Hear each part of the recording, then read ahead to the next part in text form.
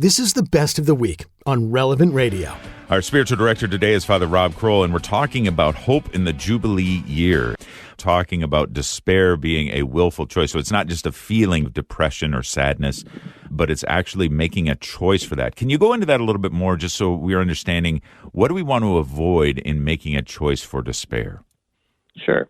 And maybe what I want to just throw in here too, Patrick, is that when Aquinas talks about despair, he talks about it as one extreme when it comes to hope. And he says that with any virtue, the mean is always found between two extremes. There's a defect by excess and a defect by deficiency. So what despair is, it's a defect by deficiency. In other words, I don't have sufficient hope.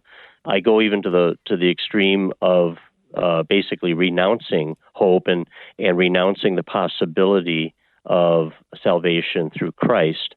The other side of that extreme, or the other extreme, I should say, is what Aquinas calls presumption, meaning I don't really need forgiveness or salvation. I've basically got it made, and basically, no matter how much I sin, I'm going to be okay. And I think there are a lot of people, even Catholics, that live with that belief, kind of like, as long as I'm not a mass murderer, I'm going to get to heaven, right? So there can be either extreme. But to go back to the despair, we all struggle at times with a depressed mood, and then there are people who are actually diagnosed with depression and maybe struggle to maintain a joyful outlook on life.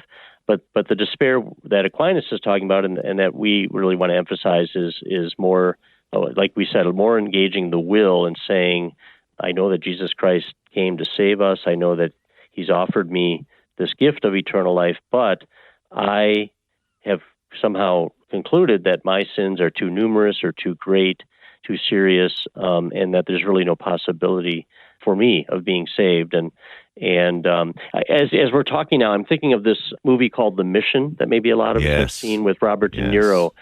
And De Niro in the movie, he's a military guy who kills his brother. And so in a moment of rage, he stabs and kills his brother. And then we see him languishing in a prison. And then Jeremy Irons comes by as this Jesuit priest and offers him the possibility of salvation. But De Niro basically says, there is no hope for me, and he just feels he's going to languish in this prison and die and go to hell. Well, fortunately, he accepts the Jesuits' offer. And there is this whole journey where they're going up to this very high falls in South America, and you see De Niro literally dragging behind himself his armor, and it symbolizes his past life as a violent military man. And anyway, he has to climb up these cliffs, and it's very, very difficult for him. But again, that's what hope is. Hope is that I can actually obtain or achieve this beautiful goal of life with God. But it's going to be difficult. It's going to require my effort, but it's especially going to require God's grace. And so it's always that tandem, working in tandem, grace and free will.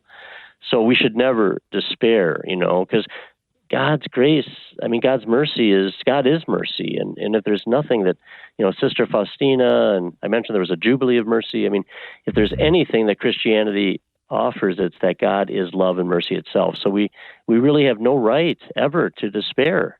We have so many saints who give us examples of deep conversions after a life of really serious sin. So let's draw strength again from our companions who are the saints as we seek to keep hope alive. Yeah, absolutely. Well, Father, I think one of the places that people oftentimes do get stuck is right in that place where they feel like either I've done something that is just unforgivable, or I've led this life that is so far from God. Why can God actually meet me in my sin, or has He just turned His angry face away from me and has never? So, I guess what I'd like to ask of you is, isn't hope something that we need precisely within those times of sin, times when we've turned away from the Lord? And what words can you say to encourage someone who's maybe struggling with exactly that? Sure. Yeah, you're absolutely right, Patrick. We need hope when we're really discouraged by our sinfulness. I think about those in Dante's vision of hell. There's a sign, as people approach hell that says, "Abandon hope, all ye who enter here." Yeah, good one. And yet Jesus tells us, with God all things are possible. And so I think the antidote to Dante's, message of abandon hope is, to say that even if I've struggled for years with a particular sin, as long as I get up for the fight and I keep letting the Lord dust me off and purify me and move me forward, and that's where the sacrament of reconciliation, confession is huge. That talk about a source of hope and a restorer of hope. I mean, going back to confession and knowing that I am truly absolved of my sins. Now, along with that comes, as best I can, the obligation to avoid sin in the future. So we don't want to be presumptuous again, but we do want to maintain the hope that God is patient, He is gentle. As long as I keep returning and laying down my sins at the cross, He's going to forgive me. That sacrament of confession is huge. And then the Eucharist, too, is a great source of hope for us, because the Eucharist is the representation, the reactualization in our midst of that saving sacrifice of Jesus Christ. And so I always want to receive it worthily.